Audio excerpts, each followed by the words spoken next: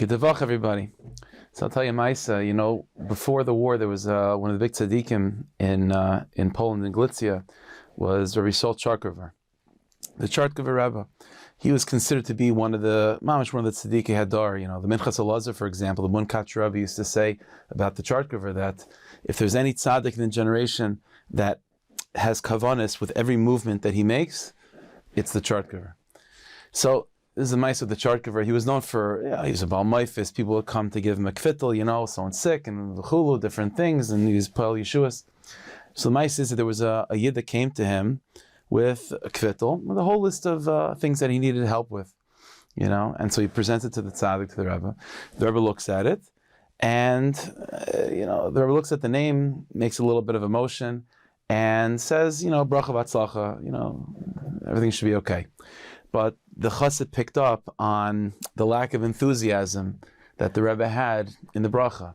And the chassid was worried about that, because if the Rebbe is not, putting energy and his kaiches into the bracha, it must mean that the Rebbe sees that there's an issue over here. So the chassid gets nervous. And so this chassid happens to be, he was a clever person, so he's a few steps ahead, So he says to the Rebbe, he says, Chazal say, the Gemara tells us, Tzadik geyser, that the Tzadik, all he has to do is make a decree. He has to say what he wants, and the Rebbeinu Shalom fulfills the Tzadik's decree. In other words, I see by the Rebbe, in others, what he was saying was, I see by the Rebbe that you're a little bit hesitant, as if this decree in heaven against me is so strong. Tzadik geyser, just annul it. Just say that you don't want the decree, and everything will be okay. So the Charkover hears this, and the Charkover responds. He says, "And who told you I'm a tzaddik? Who told you I'm a tzaddik?" So the chassid is taken aback by that. But again, he's a clever person, and he says, "Well, if the Rebbe is not a tzaddik, then who is?" So the Charkover says, "There's always tzadikim. There's always tzadikim. Every generation has tzadikim." And then he's quiet for a second, and he says, "But Mistama, you're asking for an address. You want to know where to find these tzadikim." So the Charkover said, "Tzadik Hashem b'chol derachav. Tzadik Hashem b'chol derachav.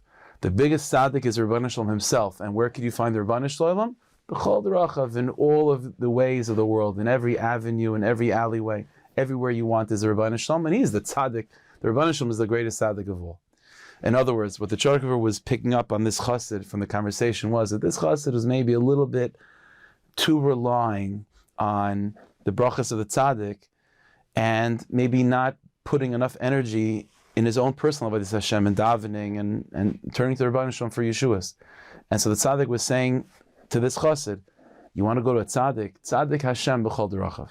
And so this is an important thing. We have iskashus to tzadikim, like we say stories to tzadikim. So connecting to tzadikim and believing in them is a very, very, very powerful thing.